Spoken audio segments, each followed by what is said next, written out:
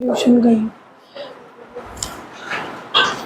तो हमारी आज रिवीजन सॉल्यूशन चैप्टर की है। ठीक है, आई ट्राई कि मैं पूरा चैप्टर वन शॉट में कंप्लीट करने की कोशिश करूंगी। ठीक है, जहाँ पे लगे कि कुछ प्रॉब्लम है तो तुम बता देना। ठीक है, तो solution as you know it is a homogeneous mixture of two और मोर कंपोनेंट्स। ठीक है, मतलब जब हम दो या दो से ज्यादा कंपोनेंट्स को मिक्स करते हैं it should be a homogeneous mixture. ठीक है, जैसे कि अगर मैं आपको बोलूं सॉल्ट एंड सैंड, जब आप सॉल्ट और सैंड को मिक्स करते हो तो वो एक हेट्रोजेनस मिक्सचर मिलता है, क्योंकि आपको सॉल्ट के पार्टिकल्स अलग नजर आते हैं और सैंड के पार्टिकल्स अलग नजर आते हैं। बट जब आप सॉल्ट इन वाटर, जब आप नमक पानी में डिसॉल्व करते हो, घर में करा होगा कभी, तो वो एक जैसा सोल्यूशन बन जाता है। इट इज नॉट कि आपको सॉल्ट के पार्टिकल्स अलग नजर आ रहे हैं, वाटर के पार्टिकल्स अलग नजर आ रहे हैं, राइट। तो इट्स अ होमोजेनस मिक्सचर। लेकिन इस चैप्टर में हमारा जो फोकस रहेगा वो उन्हीं सोल्यूशन के ऊपर रहेगा जो दो ही कंपोनेंट से बने होते हैं। एक कंपोनेंट को हम क्या बोलते हैं, सल्यूट, और एक कंपोनेंट को हम क्या बोलते हैं, सॉल्वेंट। सॉल्वेंट वो कंपोनेंट होता है वो ज्यादा क्वांटिटी में पाया जाता है, और सल्यूट वो कंपोनेंट होता है जो कम क्वांटिटी में पाया जाता है, राइट। लाइक अगर मैं आपसे पूछूं वाटर में सॉल्ट, तो which will be solvent, water, because water ज्यादा क्वांटिटी में होता है। ठीक है, एंड नमक जो होता है वो कम क्वांटिटी में होता है, तो वो क्या रहेगा, सल्यूट।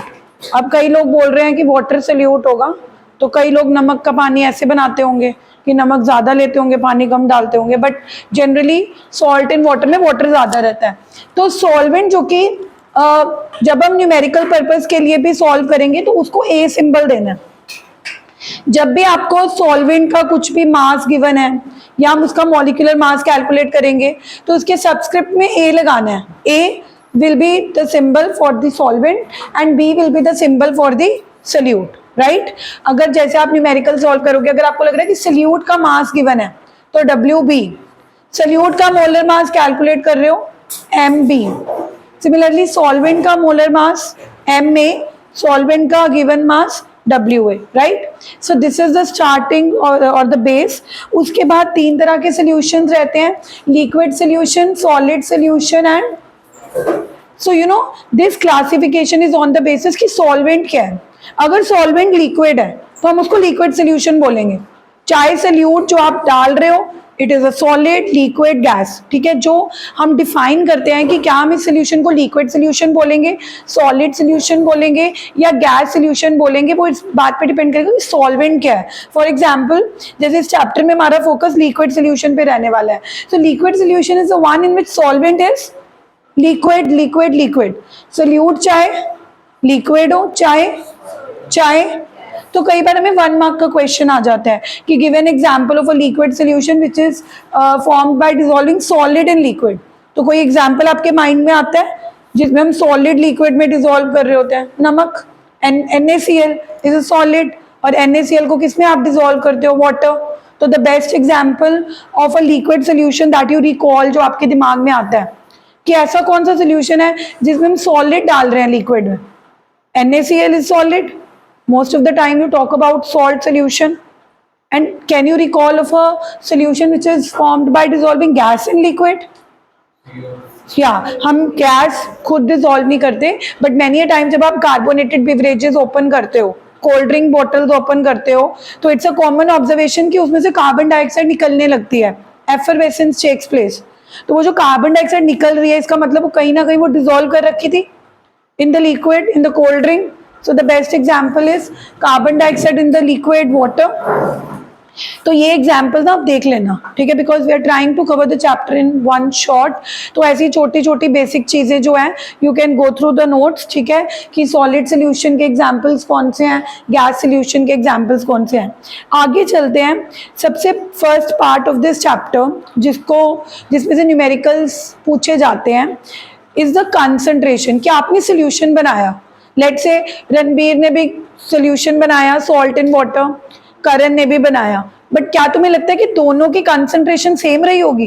क्या इसने भी 1 स्पून ऑफ सॉल्ट डाला होगा, क्या इसने भी 1 स्पून ऑफ सॉल्ट डाला होगा? इट मे डिफर, क्योंकि मिक्सचर की जो मेन कैरेक्टरिस्टिक है वो ये कि फिक्स नहीं रहता। आप 1 चम्मच भी डाल सकते हो, आप 2 चम्मच भी डाल सकते हो, तो साइंटिस्ट ने कहा कि it is very important to calculate the concentration. Concentration का मतलब होता है कि जब आपने सोल्यूशन बनाया तो कितना सोल्यूट डाला, amount of solute dissolved in the given quantity of solvent. Solvent आप फिक्स कर लेते हो, इसको भी मैंने 1 लीटर दिया, इसको भी 1 लीटर दिया, और फिर मैंने पूछा कि जब तुमने सोल्यूशन बनाया तो तुमने कितना सोल्यूट डाला था। इट्स ही सेज कि मैंने 1 मोल डाला था, तो इसकी कंसंट्रेशन क्या हो गई, 1 मोल इन 1 लीटर। ही सेड कि मैंने तो 2 मोल्स डाले थे, तो इसकी कंसंट्रेशन क्या हो गई, 2 मोल्स इन। बट कंसंट्रेशन को एक्सप्रेस करने के लिए तो मोल्स नहीं होते, देयर आर डिफरेंट वेज। आप मास में भी एक्सप्रेस कर सकते हो, आप मोल्स में भी एक्सप्रेस कर सकते हो, आप ग्राम इक्विवेलेंट्स में भी एक्सप्रेस कर सकते हो। So these are the different ways जिसके आपको न्यूमेरिकल्स आ जाते हैं। Although this chapter is from 11th, ठीक है, मतलब this topic is from 11th, लेकिन मैंने कई बार एग्जाम में सोल्यूशन में टीचर को इस पे भी न्यूमेरिकल डाले देखा, तो you can't neglect this topic. मैं एक बार फॉर्मूले सारे आपको एक ही बारी में गो थ्रू कराऊंगी क्योंकि 1 शॉट है, उसके बाद हम एक आधा न्यूमेरिकल कर लेंगे, बट प्रैक्टिस आपको घर करनी पड़ेगी, ठीक है। तो पहला तरीका था mass percentage. Mass percentage calculate करने के लिए क्या होता है, मास ऑफ डिवाइडेड बाय, ठीक है, बिकॉज मैंने आपको बताया था कि न्यूमरेटर में हमेशा सोल्यूट आएगा। चाहे आप मास परसेंटेज कैलकुलेट करो, चाहे आप वॉल्यूम परसेंटेज कैलकुलेट करोगे, चाहे आप मोलैरिटी कैलकुलेट करोगे, ऊपर सोल्यूट के ही आएंगे, क्योंकि कंसंट्रेशन का मतलब ही क्या है, amount of solute dissolved in the given quantity of solvent. तो न्यूमरेटर में सॉल्यूट आएगा, नीचे सोल्यूशन भी आ सकता है और सॉल्वेंट भी आ सकता है, दैट डिपेंड्स। अब परसेंटेज है, परसेंटेज के लिए तो नीचे टोटल ही आता है। जब आप अपने मार्क्स की परसेंटेज भी कैलकुलेट करते हो तो डिनोमिनेटर में टोटल मार्क्स लेते हो ना, तो टोटल का मतलब है नीचे पूरे सोल्यूशन का मास लेना है, इनटू वॉल्यूम परसेंटेज निकालोगे तो न्यूमरेटर में किसका वॉल्यूम लेना है, नीचे total volume of solution into 100। Mass by volume में ऊपर मास आएगा, नीचे वॉल्यूम। लेकिन you know what, mass percentage पे आपको क्वेश्चन ही आएंगे कि calculate the mass percentage, right. Mass percentage normally आपको गिवन होती है। फॉर एग्जांपल मान लो आपको क्वेश्चन में जो डेटा गिवन है दैट इज गिवन 4% NaOH, तो आपको इसको इंटरप्रेट करना आना चाहिए। मास परसेंटेज कैलकुलेट करने के लिए नहीं आती है अक्सर, मास परसेंटेज यूजुअली क्वेश्चन में गिवन होती है to calculate the other things.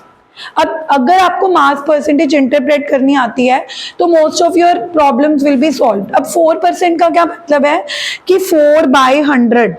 Now 4 is the mass of NaOH। NaOH यहाँ पे क्या है, सोल्यूट या सॉल्वेंट,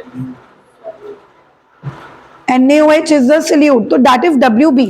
यानी कि आई ऑलवेज से, मैं हमेशा बोलती हूं कि जो मास परसेंटेज गिवन होती है, तो जो भी मास परसेंटेज गिवन होती है वो डायरेक्टली WP ले लिया करो। लाइक अगर 4% गिवन है तो WP इज 4 ग्राम, 10% गिवन है तो WP is 10 gram. What about solvent, solvent कितना रहेगा 4%, दैट मीन्स 4 तो आपका सोल्यूट हो गया, 100 इज टोटल, तो सॉल्वेंट क्या होगा 100 - 4 that is. Be clear with this कि जो मास परसेंटेज गिवन होगी वो बी लेना है, टोटल हमारा क्या होगा 100। और सॉल्वेंट, क्योंकि काफी सारे न्यूमेरिकल्स में हमें सॉल्वेंट का वेट गिवन नहीं होता, तो 100 में से जो मास परसेंटेज है उसको माइनस कर देंगे, तो जो भी वैल्यू आएगी वो किसका मास बन जाएगी, सॉल्वेंट का। तो आपको मास परसेंटेज इंटरप्रेट करनी आती है ना। नेक्स्ट हमारे पास आती है मोलारिटी निकालना। ना सबसे पहले जो इंपॉर्टेंट न्यूमेरिकल इस पार्ट से बनते हैं that is from the molarity.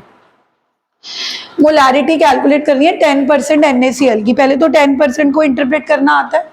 What if 10, the 10 gram is what, WB or WA? WB because mass is of the solute, right? Total हमारा सोल्यूशन का कितना हो गया 100, तो सॉल्वेंट क्या क्या होगा 100 - 10 इज इक्वल टू 90। अब हमें मोलारिटी कैलकुलेट करनी है।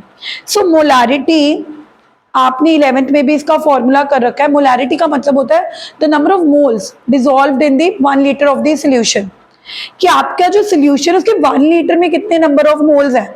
तो ये देखने के लिए जो फॉर्मूला बनाया गया उसमें नंबर ऑफ मोल्स ऊपर रखे गए divided by total volume.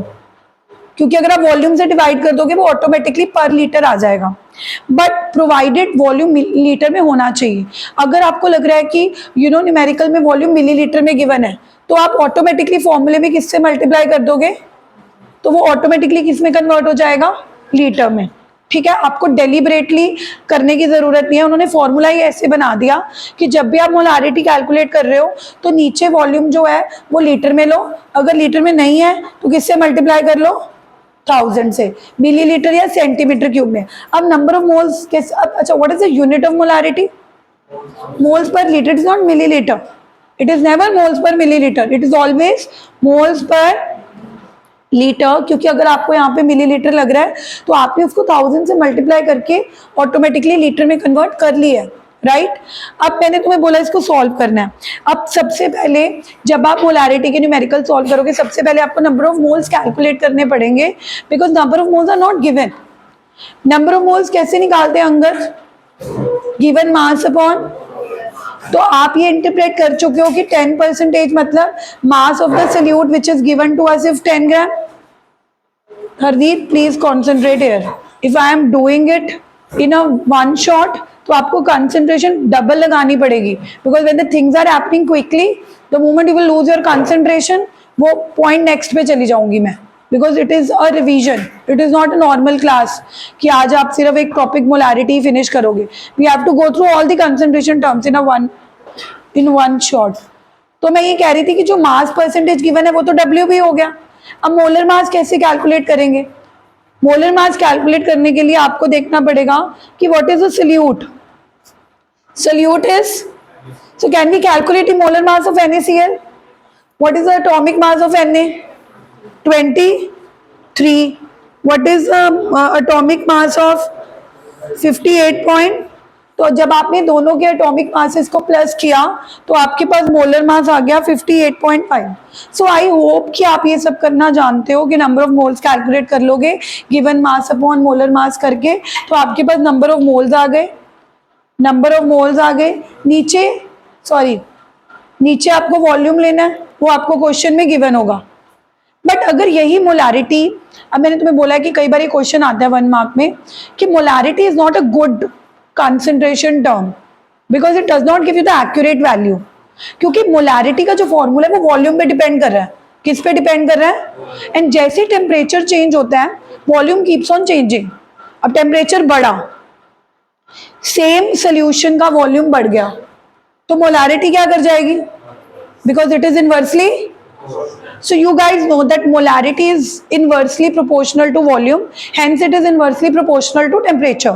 temperature बढ़ेगा तो molarity घटेगी, temperature घटेगा तो molarity, so आप same solution की molarity calculate करोगे तो it will come out to be different, so it is not an accurate term। कई बार ये 1 MCQ में मैंने क्वेश्चन भी देखा है कि out of the following concentration terms which does not give you the accurate value, so molarity does not give you the accurate value. तो scientist ने इसका क्या सोल्यूशन निकाला, they designed a new term that is molality. Molarity को तुतला के बोलो molality, और इसका सिंबल क्या होता है, स्मॉल m। सिर्फ एक ही डिफरेंस है, ऊपर आपने नंबर ऑफ मोल्स ही लेने हैं, नीचे आपने वॉल्यूम की जगह क्या ले लेना है, वेट, और पूरे सोल्यूशन का नहीं लेना, किसका लेना है, सॉल्वेंट। अब मुझे एक बात बताओ, जो मैं ऊपर वाला न्यूमेरिकल ले रही थी उसमें 10% मास परसेंटेज गिवन थी, तो सॉल्यूट का मास कितना हो गया था, 10। Guys can you tell me, तो उसमें सॉल्वेंट का कितना रहेगा, 100 माइनस 10 दैट इज 90। अक्सर मोलालिटी के जब न्यूमेरिकल्स आते हैं teachers gonna confuse you over there, क्योंकि वो आपको मास परसेंटेज दे देंगे, बट मास परसेंटेज से आपको सॉल्वेंट का मास निकालना आना चाहिए, क्योंकि जो भी मास परसेंटेज गिवन होगी वो तो सॉल्यूट का मास होगा।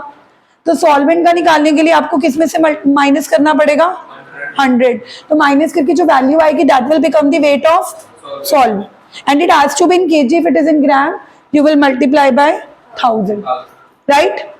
बाकी ऊपर न्यूमरेटर तो सेम ही है, न्यूमरेटर तो आपको क्या निकालना है, number of which is you know how to calculate given mass upon, ठीक है। तो how many formulas we have done, mass percentage, volume percentage, mass by volume percentage, molarity, molarity के बाद molality. So the last is normality.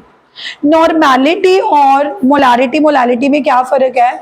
अभी तक हम molarity और molality के लिए न्यूमरेटर में नंबर ऑफ मोल्स लेते थे, normality is number of gram equivalents, ठीक है। तो सबसे पहले डिफरेंस क्या आया कि न्यूमरेटर में नंबर ऑफ मोल्स की जगह हमारे पास क्या आ रहा है? Number of gram equivalents. अब how to calculate number of gram equivalents? Just like number of moles को कैलकुलेट करने के लिए आप गिवन मास को मोलर मास से डिवाइड करते थे, नंबर ऑफ ग्राम इक्विवेलेंट्स को कैलकुलेट करने के लिए गिवन मास को किससे डिवाइड करना है?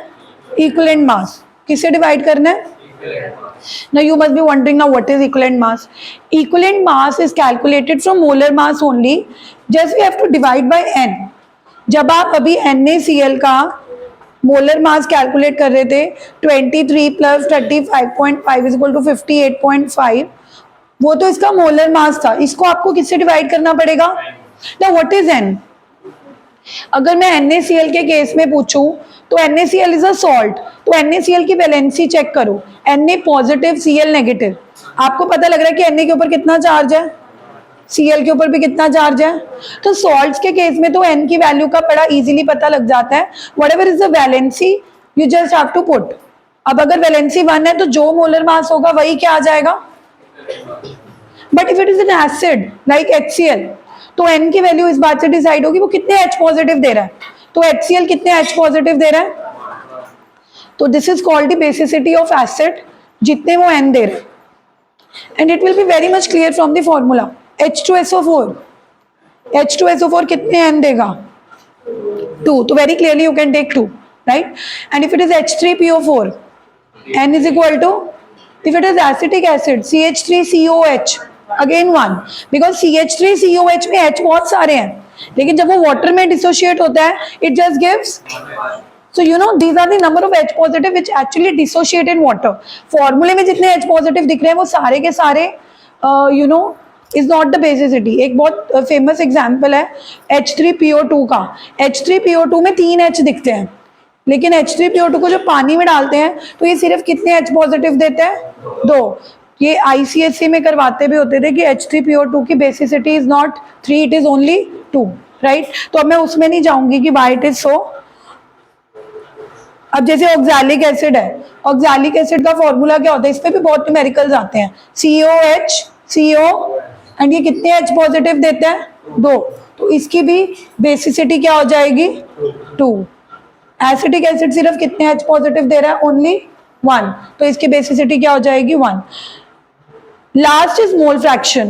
मोल fraction is the only concentration term जो सॉल्वेंट के लिए अलग निकाली जाती है, सॉल्यूट के लिए अलग। The simple of mole fraction is X। अगर आप सॉल्वेंट की मोल फ्रैक्शन निकाल रहे हो तो सॉल्वेंट के नंबर ऑफ मोल्स ऊपर रखने हैं डिवाइडेड बाय टोटल, और अगर सॉल्यूट की मोल फ्रैक्शन निकाल रहे हो तो सॉल्यूट के नंबर ऑफ मोल्स ऊपर रखने हैं divided by total. And to verify कि आपने जो मोल फ्रैक्शन निकाली है वो सही आई है कि नहीं आई, you will just add XA plus XB का सम क्या आएगा?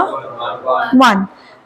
मोल फ्रैक्शन इज जस्ट लाइक अगर आप एक पिज्जा खा रहे हो और उसके आप 2 पार्ट्स कर लो, तो 1 fraction goes to 1 student, the other fraction goes to other.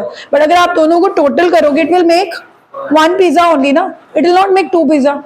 या अगर वही पिज्जा को 6 लोग खाने के लिए आ जाए तो कितने फ्रैक्शन हो जाएंगे? 1 2 3 4 5, because everyone gonna got 1/6। But अगर आप 1/6 प्लस 1/6 प्लस 1/6 प्लस 1/6 सबको टोटल करोगे इट विल बिकम। तो यही मोल फ्रैक्शन है कि अगर आप सॉल्वेंट की मोल फ्रैक्शन अलग निकालोगे, सॉल्यूट की मोल फ्रैक्शन अलग निकालोगे, अल्टीमेटली वो दोनों को प्लस करोगे तो फ्रैक्शन का सम क्या बनेगा? 1, ठीक है। तो आप मुझे एक बात बताओ, इस टॉपिक के मैंने सारे फॉर्मूलेज गो थ्रू करवा दिए हैं, ठीक है। न्यूमेरिकल्स आप इनके खुद प्रैक्टिस कर लोगे, है ना, because this is a topic from 11th। अगर आपको कोई डाउट आएगा वी मे एक्सटेंड 1 डे, ठीक है, आप घर पे करके देखो, हम टेस्ट एक दिन और एक्सटेंड कर लेंगे, बट प्रोवाइडेड आप घर पे जाके इनकी प्रैक्टिस खुद करना, क्योंकि I will be focusing on Henry's law and Raoult's law और कॉलिगेटिव प्रॉपर्टीज, जो कि इस चैप्टर का मेन पार्ट है। आई एम नॉट सेइंग कि मोलैरिटी नहीं आएगा, इन फैक्ट कई बार ऑपोजिट होता है, आप मोलारिटी के न्यूमेरिकल्स नहीं करके जाते हो थिंकिंग कि हेनरी लॉ आएगा, राउल्ट्स लॉ के न्यूमेरिकल आएंगे, कॉलिगेटिव प्रॉपर्टी के न्यूमेरिकल आएंगे। But last year also in one of the school pre boards में सोल्यूशन के चैप्टर में से टॉप न्यूमेरिकली मोलारिटी या मोलालिटी कैलकुलेट करनी आई थी। And if you do not have a practice तो आपसे वो भी नहीं होगा। तो आपको कोई टॉपिक को निग्लेक्ट नहीं करना, ये है कि थोड़ा इम्पोर्टेंस मेरे हिसाब से इसकी थोड़ी कम है। So the next topic now we are going to take, if it is happening very fast please let me no.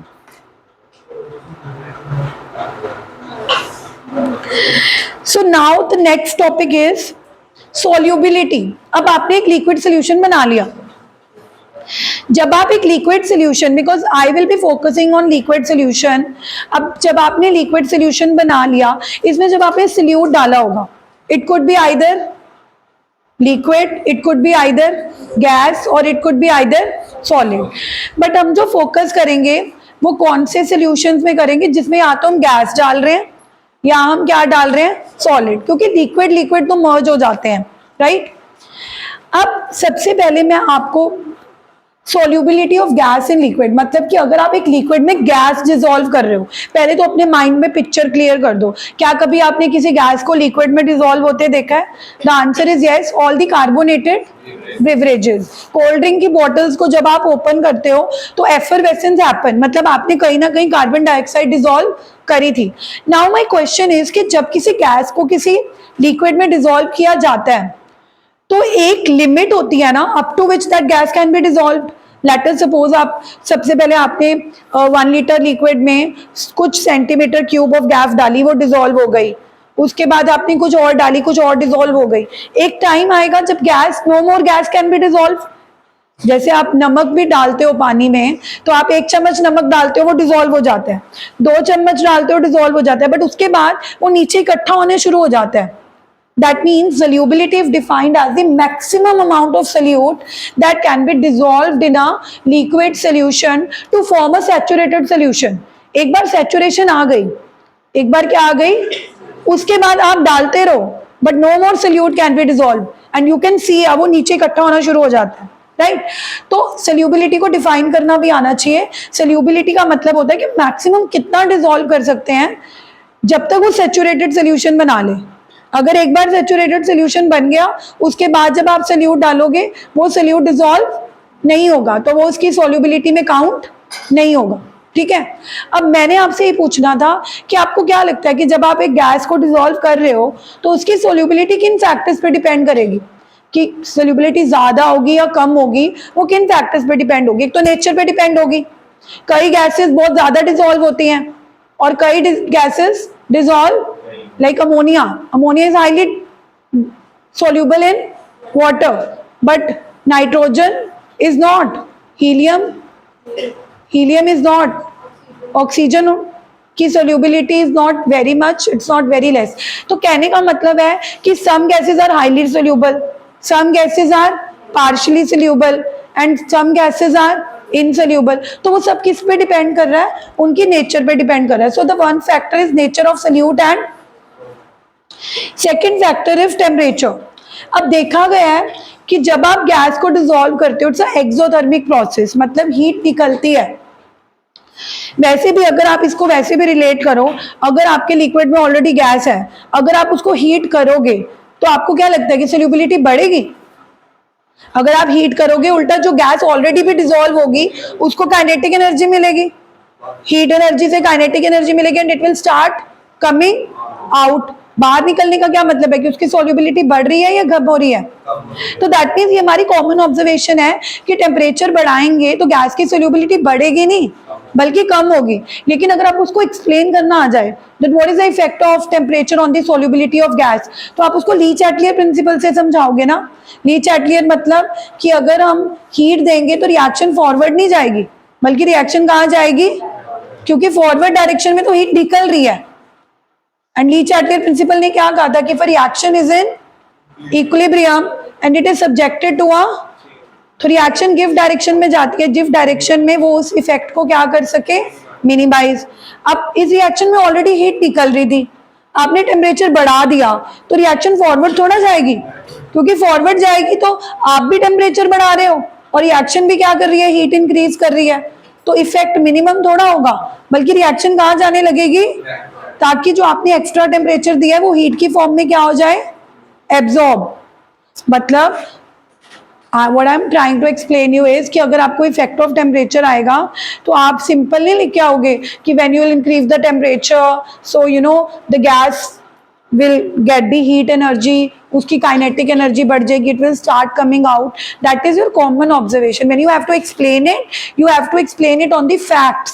और fact ये कहता है कि गैस लिक्विड में डिसॉल्व होने पे हीट निकल रही है, it's not endo, it is, and all the exothermic processes are not favored by increase in temperature, rather they are favored by decrease, क्योंकि पहले हीट निकल रही है, हमको टेम्परेचर नहीं चाहिए। और अगर आपने टेम्परेचर दिया तो रिएक्शन फॉरवर्ड जाने की जगह कहाँ जाने लगेगी, बैकवर्ड जाने का मतलब है कि सोल्यूशन बन नहीं रहा बल्कि खत्म हो रहा है। Solubility is not increasing, rather it is decreasing. तो you know the most important factor in case of gas was pressure. जब मैंने आपको लास्ट लेक्चर्स में इस चैप्टर को डिटेल में करवाया था तो मैंने आपको एक एक दिन एक एक फैक्टर में एक्सप्लेन किया था। तो आई केम टू प्रेशर।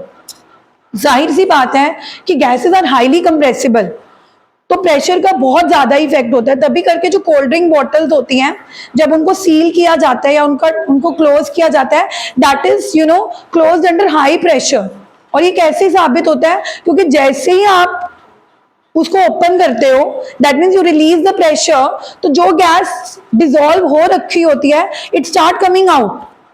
वो इस बात का प्रूव है कि हाई प्रेशर पे वो ज्यादा सोल्यूबल थी, हाई प्रेशर पर वो क्या थी, but the moment you release the pressure by opening the bottle, तो जो हाईली सोल्यूबल गैस थी वो बाहर निकलने लगी, एफरवेसेंस हैपेंड, राइट।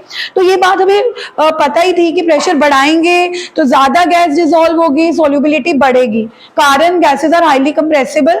तो जैसे ही प्रेशर लगाएंगे more and more number of moles of the gas will be going in the water.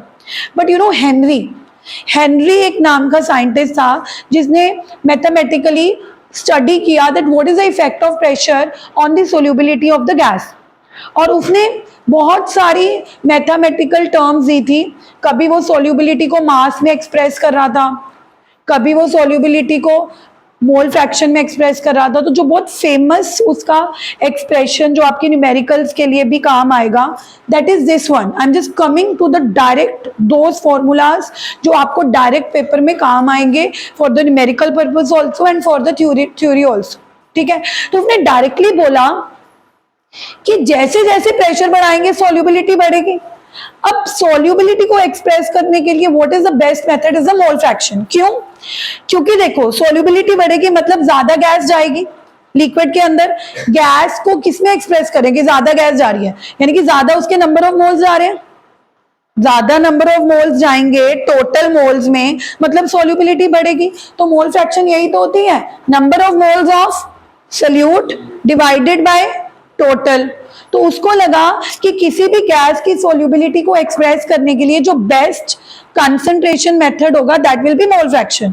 यानी कि प्रेशर बढ़ेगा, ज्यादा गैस जाएगी, सॉल्युबिलिटी बढ़ेगी तो उसकी मोल्स बढ़ेंगे यानी कि उसकी क्या बढ़ेगी, मोल फ्रैक्शन। तो that means here P is the pressure and XP is the, हाँ यस वेरी इंपॉर्टेंट हरसीरत, यहाँ पे जो P है that is a partial pressure. Gas का टोटल प्रेशर नहीं है वो गैस का क्या है, because it is a possibility कि जब आप डिसॉल्व कर रहे हो देयर कुड बी 2 और मोर गैसेस, तो कौन सी गैस कितना सोल्यूबल होगी वो उसके पार्शियल प्रेशर पे डिपेंड करेगी। किस पे डिपेंड करेगी, उसके। तो कई बार हमें टोटल प्रेशर गिवन होता है तो आपको टोटल प्रेशर को पहले किस में कन्वर्ट करना पड़ेगा, पार्शियल प्रेशर में। और फिर जब आप प्रोपोर्शनैलिटी साइन हटाओगे तो आपके पास क्या आ जाएगा, हेनरी कांस्टेंट।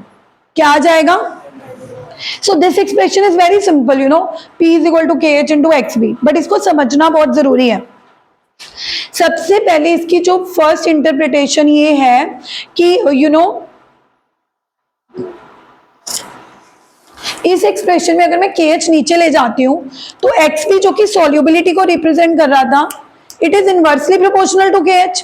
अब इसका क्या मतलब है, जिन गैसेस की KH की वैल्यू ज्यादा होगी, देखो KH is a constant, it will be given to you, किसी गैस की KH की वैल्यू ज्यादा होगी, किसी गैस की KH की वैल्यू कम होगी, that will depend upon the nature. But आपको क्या इंटरप्रेट करना आना चाहिए कि जिन गैसेस के लिए KH की वैल्यू आपको ज्यादा दी गई है, मतलब वो कम सोल्यूबल होंगी, because solubility is inversely proportional to, और जिन गैसेस के लिए KH की वैल्यू कम दी होगी उनके लिए XP की वैल्यू क्या रहेगी। जैसे मैं अगर एक MCQ दे दूं कि अगर टू गैसेस हैं A and B, A has a value 90 and B has a value 120, which is more soluble. A की वैल्यू 90 है KH की और B की वैल्यू 120 है, quickly A with a value 90 because less value KH is more soluble, high value KH is, इतना तो सोचने की जरूरत ही नहीं होनी चाहिए, you should be very quick. जिसकी KH की वैल्यू कम है वो कम सोल्यूबल, सॉरी वो ज्यादा सोल्यूबल होगी, जिसकी वैल्यू KH की ज्यादा है वो कम सोल्यूबल होगी, क्योंकि ये MCQs में आता है। एक ये न्यूमेरिकल हो गया। अब नेक्स्ट न्यूमेरिकल, जैसे मैंने एग्जांपल भी दिया हुआ है कि if there are three gases, A with a value 20, B with a value 220, C with a value of 2220, which is highly soluble, the one with the value, because lower the value of KH, more is its solubility.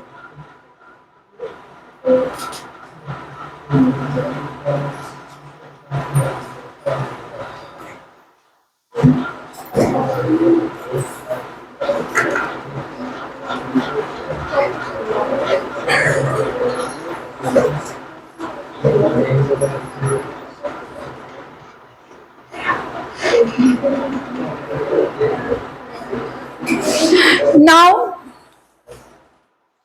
तो मैंने तुम्हें बोला था कि जब Henry law के numerical आते हैं तो प्रॉब्लम क्यों आती है। आपको लगेगा कि ma'am this is so simple formula, partial pressure given होगा, KH की वैल्यू गिवन होगी, हम सोल्यूबिलिटी निकाल लेंगे। अब प्रॉब्लम क्या रहती है कि जब आपको न्यूमेरिकल आता है हेनरी लॉ का, वो बोलते हैं calculate soluble in moles per litre. अब यहाँ पे जो XB है, यहाँ ये सोल्यूबिलिटी को रिप्रेजेंट कर रही है, बट यहाँ से जो XP है it is not giving you the solubility in moles पर, क्योंकि XP तो एक फ्रैक्शन है, इट हैज नो यूनिट्स। तो मैंने आपको बताया था कि आपको इसको मोल पर लीटर में निकालने का एक डेरिवेशन है। सबसे पहले सारे, can we write XB as NB upon Na plus NB, can we write XB as NB upon.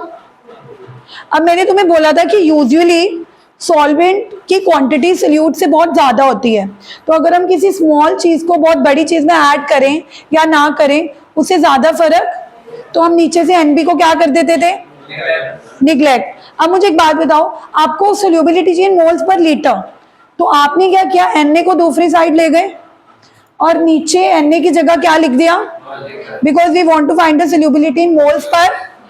And I told you कि 1 लीटर ऑफ वाटर में कितने नंबर ऑफ मोल्स रहते हैं। यू कैन शो ऑल्सो, आप यहाँ पे दिखा भी सकते हो, हाउ इज इट।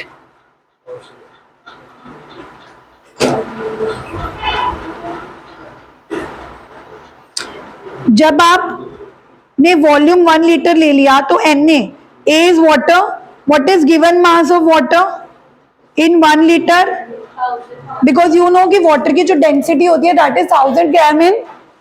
तो अब कई बच्चे सोच रहे होंगे हम डिनोमिनेटर में 1 लीटर कैसे ले लिया। गाइस हमें न्यूमेरिकल में बोला है कि आपको सोल्यूबिलिटी मोल्स पर लीटर में निकालनी है, तभी आपने ऊपर नंबर ऑफ मोल्स ले लिए, नीचे आपको क्या लेना था 1, तो जो उसका नीचे Na वाला पार्ट था वो मैं दूसरी साइड लेगी। Now you must be wondering कि Na की वैल्यू क्या लें, तो A इज वाटर। जब आप वॉल्यूम फिक्स कर चुके हो 1 लीटर, तो 1 लीटर में कितने नंबर ऑफ मोल्स होते हैं, ये आप 11th में कैलकुलेट करते थे कि 1 लीटर में कितने नंबर ऑफ मोल्स होते हैं। 1 लीटर मतलब वाटर का कितना मास, और वाटर का मोलर मास कितना होता है। So you don't have to show this, but I am showing you just for your satisfaction कि आपको पता होना चाहिए कि Na की वैल्यू हमें कितनी लेनी है। पार्शियल प्रेशर गिवन होगा, KH नीचे आ गया, तो यहाँ पे आपका क्या बचा, NB upon, what is NB, moles per. तो आपकी moles per solubility, moles per litre solubility निकालने का फॉर्मूला क्या बन गया, 55.5 इंटू P अपॉन तो अगर तो आप जेई का पेपर सॉल्व कर रहे हो तो वहां तो आपने किसी ने मेथड नहीं देखना। अगर आपको क्वेश्चन आएगा कैलकुलेट द सोल्यूबिलिटी तो आपने पी अपॉन के एच लगाना है, लेकिन अगर आएगा calculate the solubility in moles पर तो आपने क्या लगाना है, पी अपॉन के एच इंटू। बट अगर आप अभी स्कूल के पेपर में डायरेक्टली पी इंटू 55.5 करोगे तो टीचर में cross, because this is not a general formula, वो कहेगी 55.5 कहाँ से आ गया। So you have to show this derivation. कैसे शो करनी है, हमारा बेसिक फॉर्मूला क्या है बोलो, P is equal to X B को ओपन करके क्या लिखा है, एन बी अपॉन, नीचे से एन बी को क्या करना है, निग्लेक्ट, बिकॉज वाई, आपको रीजन बताना है, because N A is very very greater than, and then after neglecting this N A will go on the other side, and नीचे हमने क्या ले लेना है, at the moment you will take 1 litre N A की value क्या बन जाएगी, because in 1 litre A is water, water के number of moles are fix which are 55. So last time I told you कि you can directly use this formula P into 55.5 upon KH, उससे आपका answer आ जाएगा। But teacher में put the objection कि 55.5 कहाँ से आया, तो it is better you show the whole method. ठीक है, तो ये हेनरी लॉ के न्यूमेरिकल्स, ये देखो मैंने लिखा भी है कि जब आपने सिंपल सोल्यूबिलिटी निकालनी है तो P अपॉन KH लगाना है, बट अगर सोल्यूबिलिटी किस में निकालनी है, मोल्स पर, तो P अपॉन KH को किससे मल्टीप्लाई करना है, और अगर आपको ग्राम्स पर लीटर में आ जाए, सोल्यूबिलिटी ग्राम्स पर लीटर में, तो P अपॉन KH इंटू 55.5 तो करना है, बट दिस इज मोल्स। एक मोल में कितना मास होता है, जितना उसका मोलर मास। तो अगर अमोनिया का क्वेश्चन है तो अमोनिया के मोलर मास से मल्टीप्लाई कर दोगे, कार्बन डाइऑक्साइड का क्वेश्चन है तो, मतलब कि ग्राम्स पर लीटर में निकालने के लिए आपको एक अलग फैक्टर से मल्टीप्लाई करना पड़ेगा which is molar, but molar mass is not fix ना, तो तभी मैंने एमबी लिख दिया। वो डिपेंड करेगा कि कार्बन डाइऑक्साइड का है तो 44, अमोनिया है तो 17, तो वो तो आपको खुद कैलकुलेट करना पड़ेगा ना। Are you guys getting how many formulas we have for Henry's law now? Simple, XP is P upon, when solubility will be asked in moles per liter, then P upon KH into, but you have to show कि 55.5 कहाँ से आया। Directly formula application will not give you marks in the boards. JEE या NEET में अगर आपको simple solubility calculate करनी है तो आप डायरेक्टली 55.5 से multiply, and if you have to calculate it in grams per litre तो you have to multiply by the molar mass किसका, जिस भी सल्यूट की बात होगी। So you know this PDF is giving you all the important formula. This is this, this is this, this is this. So please go through all these numericals. ठीक है, ये मैं PDF सारी आपको शेयर कर दूंगी। ठीक है, इसमें जो जो गिवन है, प्रेशर इज गिवन, KH की वैल्यू इज गिवन, तो उन्होंने पहले देखो, अब उन्होंने इस क्वेश्चन में भी बोला था कि calculate the solubility in, calculate the solubility in, calculate the solubility in moles per litre. तो ध्यान से देखो, जब उन्होंने मेन हेनरी लॉ के फॉर्मूले में P की वैल्यू पुट करी, KH की वैल्यू पुट करी, तो XB is not giving you in moles per litre. XB को आपको क्या करना पड़ेगा, कन्वर्ट, हाउ, NB अपॉन, फिर नीचे से NB को क्या कर दिया, तो नीचे क्या रह गया, NA you took to the other side, और नीचे आपने क्या ले लिया, because your focus was to calculate the solubility in moles per litre. तो 0.98 Na की वैल्यू क्या बन गई, एंड नीचे KH। So this is the numerical of NCERT which students find it tough, but is it tough now? Because you know the process. And जब grams per litre में निकालनी है तो आपने किससे मल्टीप्लाई कर दिया, किसके मोलर मास, O2 का क्वेश्चन है, O2, ऑक्सीजन का atomic mass is 16, but the question is of O2, तो इट बिकम्स 32। तो Henry law if done now, Henry law के दो टाइप ऑफ न्यूमेरिकल्स आएंगे, या तो सॉल्युबिलिटी कैलकुलेट करने के लिए आएगी, या आपको डिफरेंट KH की वैल्यूज गिवन होंगी और पूछा जाएगा which is more soluble which is, तो उसका क्या की रूल है, lesser the value of KH, more is the, and smaller the value and more the value of KH, lesser is the solubility.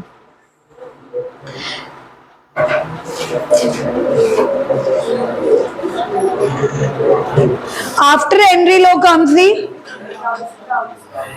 Henry law के बाद Raoult's law आया था। और एक बहुत बड़ा क्वेश्चन आता है कि what are the similarities and what are the differences between Henry's laws and Raoult's law.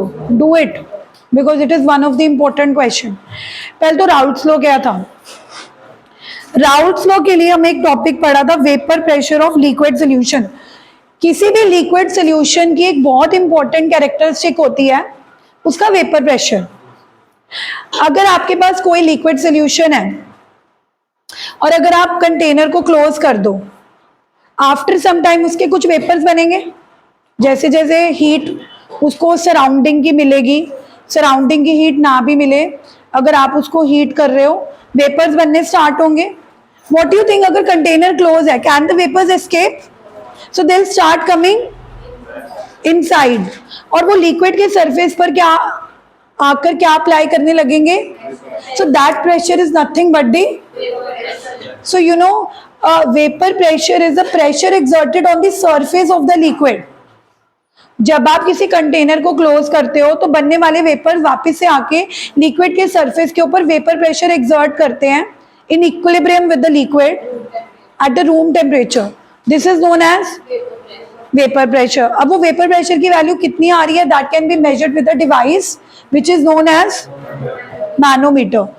अब ये वेपर प्रेशर जो होता है किन किन फैक्टर्स पे डिपेंड करेगा? अब you know that some liquids are highly vaporised. अगर आप नेल पेंट रिमूवर देखते हो, अगर आप उसको ओपन करते हो, आप फटाफट उसको क्यों बंद करते हो? क्योंकि आपको पता है कि उसके अंदर एसीटोन है और वो एकदम से क्या कर जाएगा? इवेपोरेट हो जाएगा। लेकिन वही पानी जो होता है वो इतनी जल्दी वेपराइज, तो दैट मीन्स पहला तो किसी लिक्विड के नेचर पे ही डिपेंड करेगा ना कि क्या उसका वेपर प्रेशर हाई होने वाला है, क्या उसका वेपर प्रेशर, क्योंकि some liquids are highly volatile, so their vapour pressure will be more. यहाँ पे एग्जांपल भी दिया हुआ है कि इथेनॉल का वेपर प्रेशर कम होगा। अब डिपेंड कैसे करेगा कि यू नो किसी का वेपर प्रेशर ज्यादा क्यों है, किसी का वेपर प्रेशर कम क्यों है? उनके इंटरमॉलिक्यूलर फोर्सेस, जिनके इंटरमॉलिक्यूलर फोर्सेस स्ट्रॉन्ग होते हैं, लाइक हाइड्रोजन बॉन्डिंग, जैसे अल्कोहल हो गया, इथेनॉल, इथेनॉल के अंदर हाइड्रोजन बॉन्डिंग होती है तो वो इजीली वॉलेटाइल नहीं। जिनके अंदर स्ट्रॉन्ग फोर्सेस हैं, how it is highly volatile? जैसे प्लाई और प्लेन्स, यार कुछ भी बोलते हो। जिनके अंदर हाइड्रोजन बॉन्डिंग है, which are you know connected through the strong forces, can they leave the molecule easily? They are less volatile. और जिनके अंदर वीक फोर्सेस हैं, like ethers which have just weak dipole forces which is easily, हाँ, they will easily volatile because उनके forces easily break हो जाएंगे। Second किस पे डिपेंड करेगा? ज्यादा टेम्परेचर पर ज्यादा वेपर्स बनते हैं, मोर वेपर प्रेशर। कम टेम्परेचर पर कम वेपर्स बनेंगे, कम pressure. So you know there is a equation also, Clausius Clapeyron equation, जो कि वेपर प्रेशर को टेम्परेचर के साथ रिलेट करती है। इस पे कभी न्यूमेरिकल्स नहीं आते हैं, बट नहीं, it's not important, it is because it will come in the higher classes. But इन्होंने वैसे बता रखा है कि ये तो हमें पता है ज्यादा टेम्परेचर ज्यादा प्रेशर कम temperature, but exactly how pressure and temperature are depending is given by this equation. This equation will not be asked, but just for your notes I gave you. अब let's come to the main topic. Main topic था किसी भी liquid solution का जो vapour pressure है, अगर मैं दो लिक्विड्स को मिक्स कर दूं, लेट्स से आई हैव, जब मैं ए और बी को मिक्स करके एक लिक्विड सोल्यूशन बनाऊंगी, क्योंकि प्योर लिक्विड्स की बात नहीं हो रही, चैप्टर कौन सा चल रहा है? सॉल्यूशन। तो अब मैंने क्या किया, ये all your voice is going inside this and I will make you listen, या then you will realise how bad it looks. तो जब आप ए और बी को मिक्स करते हो तो टोटल वेपर प्रेशर क्या होगा? आप कहोगे कि P A plus P B, है ना, कि ए का भी प्लस कर लो और, बट गाइस मैं हमेशा ये एग्जांपल देती हूँ कि total vapour pressure P A plus P B का तो होगा, बट पी ए की वैल्यू कितनी होगी वो डिपेंड करेगा कि आपने ए कितना लिया है। दैट मीन्स मैं एक एग्जांपल देती हूँ कि अगर आपने लहसुन और प्याज को मिक्स करके एक मिक्सचर बनाया है, तो आपको लहसुन की स्मेल ज्यादा आएगी या प्याज की? अगर आपने प्याज की क्वांटिटी ज्यादा डाली है तो प्याज की, और अगर लहसुन की क्वांटिटी ज्यादा डाली है तो यही राउल्ट्स ने कहा कि किसी भी कंपोनेंट का जो वेपर प्रेशर होगा वो डिपेंड करेगा कि आपने ए कितना डाला, और पी भी किस पे डिपेंड करेगा कि आपने B. So pressure, vapour pressure of any component is directly proportional to its mole fraction in the liquid solution. कि जब आपने लिक्विड सॉल्यूशन बनाया था तो एक्स से कितना डाला था और एक्स भी, तो पीए यानी कि बनने वाला ए का वेपर प्रेशर एक्स पे डिपेंड करेगा और बनने वाला बी का वेपर प्रेशर एक्स पी पे डिपेंड करेगा। जब प्रोपोर्शनैलिटी साइन हटाएंगे तो क्या कांस्टेंट आ जाएगा, पीए विच इज इट्स प्योर, कि जब अकेला ए था, क्योंकि जब अकेला ए होगा तो एक्स ए की वैल्यू क्या हो जाएगी 1, तो 1 पे तो टोटल वेपर प्रेशर किसका होगा, प्योर का। सिमिलरली जब एक्स बी की वैल्यू 1 हो जाएगी तो टोटल पीबी की वैल्यू किसके इक्वल हो जाएगी, P B. So these are the two expressions of vapour pressure of a component in a liquid solution given by Raoult's law. Raoult's law क्या कहता है, P A is equal to PA not into P B, किसके equal है, P B not into, so what will be the total, total किसके equal हो जाएगा, total था पीए plus, तो पीए की वैल्यू पुट कर दो पीए नॉट इनटू पीबी की वैल्यू पुट कर दो PB not into.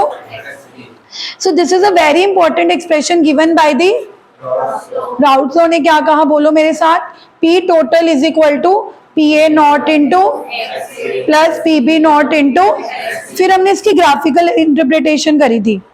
Graphical interpretation इस तरह से करी थी कि अगर मान लो x से 1 हो जाए तो x भी क्या हो जाएगा, बिकॉज टोटल मोल फ्रैक्शन की सम 1 से ज्यादा।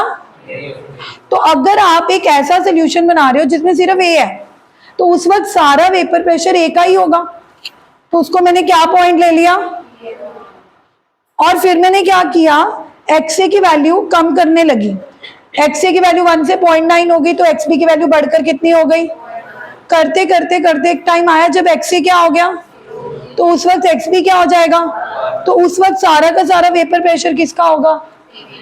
अब मुझे 2 पॉइंट्स मिल गए, ये पॉइंट है A का vapour pressure maximum PA not, क्योंकि उस वक्त सारा का सारा क्या था A, और ये पॉइंट क्या है 0, क्योंकि उस टाइम A का वेपर प्रेशर कितना हो गया था। यू नो दैट एक लाइन को ड्रॉ करने के लिए हमें कितने पॉइंट्स चाहिए होते हैं, तो अगर मैं अपर वाले पॉइंट को जो कि A का वेपर प्रेशर है मैक्सिमम और लोअर पॉइंट को जो A का वेपर प्रेशर है मिनिमम, अगर मैं इसको ज्वाइन कर दूं ये ग्राफ बन जाएगा vapour pressure of a component at any composition. मतलब अगर मुझे चेक करना है कि x से जब 0.8 है तब वेपर प्रेशर ए का कितना होगा, तो ये वाला ग्राफ, जब XA की वैल्यू 0.9 है तो A का कितना वेपर प्रेशर होगा, तो I can see on this line. और ऐसे B का वेपर प्रेशर कैलकुलेट करने के लिए B का मैक्सिमम पॉइंट PB नॉट है और B का मिनिमम पॉइंट, तो अगर मैं इनको ज्वाइन कर दूंगी तो ये किसका वेपर प्रेशर आ जाएगा, B का। और अगर मैं दोनों के अपर पॉइंट्स को ज्वाइन कर दूंगी तो ये किसका बन जाएगा, and what was total, PA not into plus PB not into. So this is a graphical representation of Raoult's law. One line is representing the vapor pressure of A component, one line is representing the vapor pressure of, and the upper line is representing the total. But you know what? जब आप practically A और B को mix करोगे, जरूरी नहीं है कि हर बार जो वैल्यू आएगी वो इस ग्राफ पे लाई करे। मतलब अगर आप A का वेपर प्रेशर कैलकुलेट करो at any composition, let's say x is equal to 0.9 and x is equal to 0.1, उसको exactly इस ग्राफ पे लाई करनी चाहिए, क्योंकि अगर वो इस ग्राफ पे लाई कर रही है तभी इसका मतलब होगा कि राउल्ट्स लॉ जो है वो फॉलो हो रहा है। तो जब हमने प्रैक्टिकल किया तो कई बार तो ऐसा हुआ कि A और B को मिक्स करने पे जो सोल्यूशन बन रहा था उसकी जो वैल्यू आ रही थी वो इस ग्राफ के अकॉर्डिंग आ रही थी, लेकिन कई बार वैल्यू इसके ग्राफ के अकॉर्डिंग। तो हमारे पास दो तरह के सोल्यूशन होते हैं, आइडियल एंड आइडियल सोल्यूशन वो होते हैं जो किसको फॉलो करते हैं, राउल्ट्स लॉ को फॉलो करने का मतलब है जो प्रैक्टिकल वैल्यू आ रही है वो सच में इस ग्राफ के ऊपर लाई करेंगे, सच में इस ग्राफ के ऊपर क्या करेंगे। बट कई बार वैल्यू या तो इनसे ज्यादा आएंगी या इससे, तो ऐसे सोल्यूशन को क्या बोला जाएगा, अब वो नॉन आइडियल सोल्यूशन जिनकी आने वाली वैल्यूज पीए और पीबी की राउल्ट लॉ से ज्यादा आएंगी, यस। चलो आइडियल एंड नॉन आइडियल में मैं बाद में आती हूं। तो जो फॉलो करेंगे वो कौन से सोल्यूशन बनाएंगे, and it is not compulsory that, हाँ। अब उसके बाद जब न्यूमेरिकल्स आते हैं ना राउल्ट्स लॉ के, वो आपको बोलेंगे कैलकुलेट द मोल फ्रैक्शन। अब बच्चों को मोल फ्रैक्शन क्या पता होती है, एक्स से एंड, एक्स से कैसे निकालते हैं, N A upon N A plus, और एक्स भी कैसे निकालते हैं, N B upon. But guys ये जो आप एक्स से और एक्स बी निकाल रहे हो वो मोल फ्रैक्शन है लिक्विड में। जब लिक्विड वेपर में चला गया तो आपको क्या लगता है कि जब ए वेपर बना के वेपर स्टेट में गया तो क्या उसकी मोल फ्रैक्शन वेपर स्टेट में वही होगी जो लिक्विड में थी? ऐसा हो सकता है कि ए ज्यादा वेपराइज हुआ हो और बी, यानी कि मैं तुम्हें ये बोलूं कि अपने माइंड में ये बात बिठा के चलो कि जब ए और बी वेपर स्टेट में जाएंगे तो वेपर स्टेट की जो मोल फ्रैक्शन होगी वो लिक्विड से डिफरेंट होगी। इसी करके जब भी हमने वेपर स्टेट की मोल फ्रैक्शन कैलकुलेट करनी है उसको एक्स ए और एक्स बी से नहीं निकालना, किससे निकालना है, वाई ए और। So whenever in the question it is given calculate the mole fraction in, what is the formula you will apply, A की मोल फ्रैक्शन जो वेपर स्टेट में होगी वो एक्स से नहीं होगी, वो क्या होगी, and it's value will be different from x से, इसलिए हम सिंपल ही उसको डिफरेंट ले रहे हैं। और निकालनी कैसे है, P A upon, that means जितना वो वेपर प्रेशर अप्लाई कर रहा है डिवाइडेड बाय टोटल। ऐसी अगर बी की मोल फ्रैक्शन निकालनी है वेपर स्टेट में, जितना वो बी का प्रेशर डिवाइडेड बाय, और बी का प्रेशर कैसे निकालते थे, P B naught into X B, और पी ए कैसे निकालते थे, पी ए नॉट इंटू, और टोटल कैसे निकालते थे, P A naught into X A plus P B naught into P total कैसे निकालते थे, P A naught into X A plus P B naught into. तो आज आप ये काम करना टिल द, हम एक काम करते हैं कल क्लास इसी टाइम रख के 4 कोलिगेटिव प्रॉपर्टीज फिनिश कर लेते हैं, because I can also finish, but वही है कि पहले आप ये सारी पीडीएफ आई फॉरवर्ड, ये 4-5 पीडीएफ, इनमें जो जो न्यूमेरिकल्स मैंने करवा रखे हैं वो रिवाइज करना, और कल चारों कोलिगेटिव प्रॉपर्टी करने के बाद test will be on fine. हाँ